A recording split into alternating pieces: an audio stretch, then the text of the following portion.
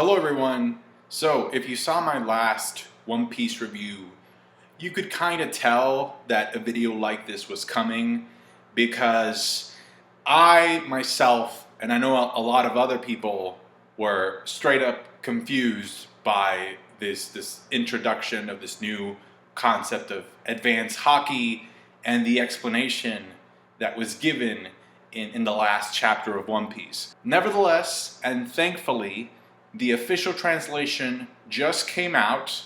I just finished reading it, and I can honestly say that it deserves a huge shout out because I finished reading it, I read the explanation in the chapter, in the official Viz translation, and something in my brain just clicked, and I was like, oh! And it just made sense. I get it now. So, I'm going to explain the levels of armament haki in this video. I'm not talking about observation, I'm not talking about conquerors, just armament haki. So here we go. One of the main questions that I had and stated in my review was the following. I was basically asking, does what we learn in this chapter mean that there's 2 levels of armament haki or 3 levels of armament haki? I'm very confident about the answer to that question now, and I'm gonna prove it to you by showing you images, visuals, right, about specific scenes and characters and stuff. But ultimately the answer is that there's actually 3 levels of armament haki thus far in the One Piece world. Anybody who says there's less than 3 levels, anybody who says there's more than 3 levels is on something else. Every example of armament haki that we've seen in the series thus far can be placed or can be categorized into one of these 3 levels of haki that I'm about to talk about right now. Boom. Number 1. This is basic armament haki.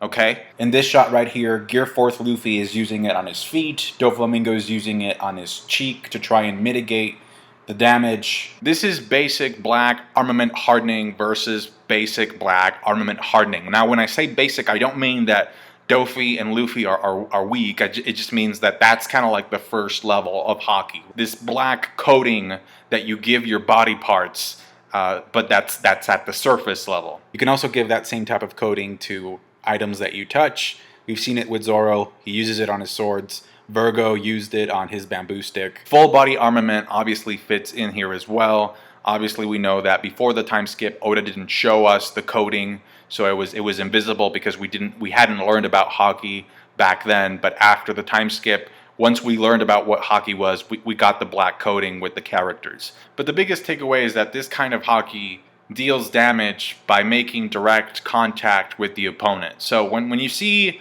like a direct hit, you know, the hardening, and you see like, you know, these blows are connecting and there's nothing else going on, this is the type of haki that's being used. And I know some people may say, like, wait a minute, like post-time skip, there's been scenes with Sanji, right? With Sanji, who we know he could use armament, but yet his leg isn't coated black. And I have noticed that, but personally, I happen to think that Sanji not showing the black coating when he attacks with his kicks is due to a stylistic decision that Oda made a while back, probably when we were about to enter the time skip. I think he had to decide how he was going to showcase armament haki with Sanji, specifically Sanji, because his pants, for the most part, are always dark. They're always black. So I think he had to make a decision like, how am I going to show black armament hardening on a character who uses his legs but is usually always wearing dark pants? So I think it's more of a stylistic thing. You have to remember that this is a comic book. It's a comic book for kids. And you know, I was just watching the anime yesterday, and it's just like there's a scene where Nami is able to hit and damage Luffy. And it's done for a gag, and it doesn't make any sense. So you kind of have to suspend your rationale a little bit. And if you can do that for a gag, I think you could do that for the coding when it comes to Sanji. I don't think that's too much to ask. So yeah, that's the first category of armament haki. Just, you know, basic coding. It's usually black. Again, pre-time skip, the coding was invisible because we hadn't been introduced to the concept yet. You can think about this type of armament like a glove. that you put on your hands, or maybe like when you stick your hands into some clay and the clay dries up, or when you're playing with glue, right, and it gives you like a coat. That's kind of like what this is, and you can apply it to your arms, your body, your swords, right? Could also be like a cell phone case almost. That's this type of Haki. And the reason for why I'm asking you to think about this kind of Haki as a cover or a glove is because we've had many examples showing us that this kind of Haki does not alter, does not change the internal consistency of the user. So again, this type of Haki does not change the internal structure of the user. If that were the case, scenes like this where Pika is bleeding out would be impossible because his blood would solidify and he would not be able to bleed out like this. Also in Whole Cake Island at one point, Cracker actually cuts Luffy's arm while he's in Gear 4th, while he's coated in Armament Haki, and Luffy also bleeds out. So again, it just doesn't change the internal structure of the user. Not only that, but we also have two examples of Paramecia users taking advantage of the fact that the Haki does not change their internal consistency and being able to combine their Paramecia structure with the Haki cover. And of course I'm talking about Luffy and Katakuri. During Luffy's fight against Doflamingo, Dofi tries to pierce Luffy with a pointy kick, and he realizes that despite the fact that Luffy is coated in armament, his body still retains his rubbery quality. And then Katakuri, when he's about to slam Luffy into the ground, Luffy notices that despite being coated, despite his arm being coated in Haki, it's still sticky, like mochi. Now this is just a little bit of speculation on my part, but it could be that the Black Blades, or the things that we know as the top ranking swords in the entire One Piece world, the 12 Saiho Owasumono grade swords, it could be that these swords were coated with this type of Haki an excessive amount of times, so much so that the Haki ended up affecting their internal structure, and eventually it just changed their composition, and that's how they became Black Blades. But again, this is just pure speculation up until this point, but I'm sure we're going to get some kind of information regarding these swords in Wano. Next type of armament Haki is Ryuo. So what is Ryuo? Okay, this is where it gets kind of tricky, but not really. Like once you get the hang of it, it becomes like very easy to understand. So you got your basic black armament hardening Haki, which looks like this, right? This is what we just finished talking about. So this is the basic armament Haki coating. Ryuo, however, would be this. This is the visual representation of Ryuo that we got from Oda in the newest chapter. As you can see, it's kind of like a force field made out of Haki that surrounds your body. So you can think about Ryuo as the glove on top of the glove, or the force field on top of the glove. Ryuo is the Haki that you're emanating. It's think about it like this. It's the Haki that you're sweating out. The manga explains it as it's a suit of armor that you can use for either defense or offense, right? We've seen Marigold. This is what Marigold was using, right? When she blocked Luffy's attack back in Amazon Lily. Now here's the key difference between Ryuo and the black armament Haki coating, all right? The main difference between these two types of armament is that with Ryuo, you can actually shoot it away from your body, all right? You cannot do that with coating. You can't do that with the black armament unless you're embedding it into an item. Then I guess you could say, yeah, I'm shooting it out, right? I'm throwing an arrow, or I'm, swinging a sword or whatever. But you can't blast that type of Haki away from your body to make this type of attack. So this is what Hyogoro was initially trying to teach Luffy.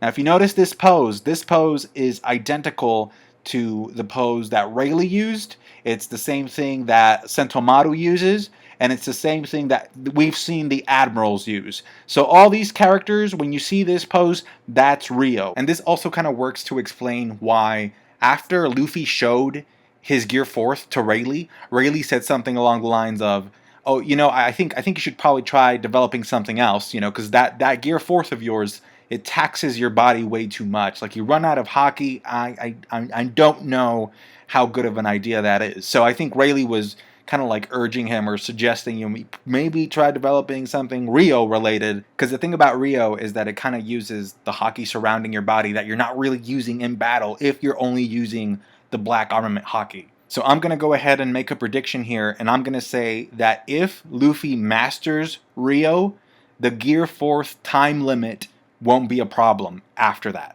Now, I just mentioned how Marigold used Ryuo defensively, but I have actually two more examples of characters using Ryuo defensively. Number one is Big Mom, because back in Whole Cake Island, Capone was saying that unless you tore the picture, like Big Mom was impenetrable. Essentially, you could not damage her unless she lost her cool by seeing the caramel picture being torn up.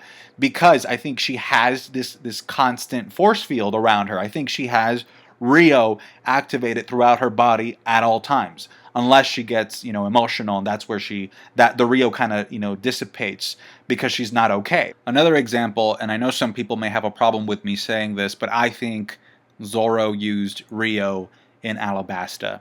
I'm saying this for a couple reasons. Number one, he gets a flashback to his master, who says there are swordsmen in this world who can cut everything and nothing, which is exactly the same thing that Hyogoro tells Luffy when he says that he's going to try and teach him Ryuo. So it's the same theoretical principle here. Also, Zoro was on the brink of death during this fight, during this last push. We know, because of a quote from Rayleigh, that Haki blooms in extreme situations. Later on, after Luffy defeats Crocodile, after essentially the fight for Alabasta is won, there's a scene where Zoro is training, and he says that he has to tap into that power. He has to be able to use that power again. So it's not like this thing where he could use it all the time. Like, it's obvious that that surge of power, that ability that he used in that scene, was not normal for him. Right? It's not something that he could just tap into whenever he wanted. But even beyond that, the best point to support the fact that Zoro was using Ryuo in that fight against Mr. One, or at least by the ending of it, is when Zoro grabs his sword and he swings it up against a palm tree branch, and the branch and the leaves are intact. I mean, think about what that means. He took a blade, a sword, he swung it against some leaves, and he didn't cut it. He didn't cut the branch, he didn't cut the leaves. So, the only way this is possible is if this is Ryuo and he's using Ryuo in a defensive way, meaning that that force field is surrounding the sword. If he had used basic hardening on the sword, those leaves and that branch would have been cut. All right. So this has to be Ryuo. It's that force field that we get, that we know of. Same thing that Sentomaru can shoot out. If you don't believe me, you can go back to the chapter, and I want you to look at the panel where Hyogoro is talking about the Haki. Notice how in those panels where we see the black arm with the force field versus the block, all right, the actual arm, the fist, is not making direct contact with the block at all right? What's making contact is the force field surrounding the arm, but not the arm itself, meaning that Ryuo can be, it's outside of the body, it can be shot outside of the body, create these blasts. This is the offensive Ryuo, and then you can also use it defensive-wise as a suit of armor. And last but not least, the most advanced level of armament Haki thus far is the one that we got introduced last chapter, 947, where Hyogoro explained that Luffy, what he did to the collar was to destroy it from the inside out. Essentially what you're doing with this advanced type of armament Haki is that you're taking the force field that you create with Ryuo and you're injecting it into your opponent to cause internal damage. So it's like you're injecting a bomb inside of the object or the opponent that you're fighting. So thus far, I think there's actually only 3 characters that are confirmed to have this top level of armament. The first one is Rayleigh, obviously, because he destroyed the collar with it back in Sabaody Archipelago in the auction house. Second one is obviously Luffy. He just kind of did it. And then Sabo, because that's the same kind of thing that he did back in Dressrosa when he destroyed the arena, injecting his Haki into the arena. It blew up from the inside out. It's kind of funny because when Sabo does it, before he does it, he has to tap the surface just to see I wonder where I can inject my Haki. And it actually doesn't surprise me that Sabo is capable of using this advanced type of armament, because Koala and Hack, who are both revolutionaries, are capable of using Fishman Karate. Now, Fishman Karate is not the same thing as this kind of armament Haki, right? But the principle is very similar. You're essentially using the technique to bypass the opponent's defense stats and deal damage internally. Which, now that I think about this, the fact that Sabo knows how to use this kinda ends up hyping up Dragon even more. So there you have it, guys, the 3 levels of Armament Haki. I don't think it's necessary to complicate things further. I think these 3 types work to explain everything. It just fits. I don't know if Oda is going to spend more time explaining like the concepts further. I personally doubt it, so that's why I kind of felt, you know, an urge to make this video, because I think ultimately if we don't get this concept down now, later on it's going to be even more problematic and even more confusing. It's like you can't move on to algebra if you don't know how to multiply. So that's why I'm explaining multiplication here. Okay, so a little bit of a quiz here. It should be simple enough. Easy question. What kind of armament haki is Rayleigh using in this scene right here? Okay, you ready? It's Ryuo, right? It's Ryuo because we can actually see the blast. It's leaving his body. He's shooting out the force field to hurt the elephant. We know it's not basic armament because, again, he's shooting it outward. And we also know that it's not the advanced type that he used to destroy the collar, because otherwise the elephant would probably be KO'd after this. And after this scene, the elephant gets back up because Rayleigh needs him to continue the teaching lesson and showcase Conqueror's Haki to Luffy. So this is basically Ryuo. It's powerful, but it's not as powerful as, you know, destroying your opponents from the inside out. If he had used that kind of haki here, the elephant would have been knocked out after this. And again, he gets back up. That's it for me. Thank you so much for watching. Catch you guys later. Take care. Have a good week. Bye.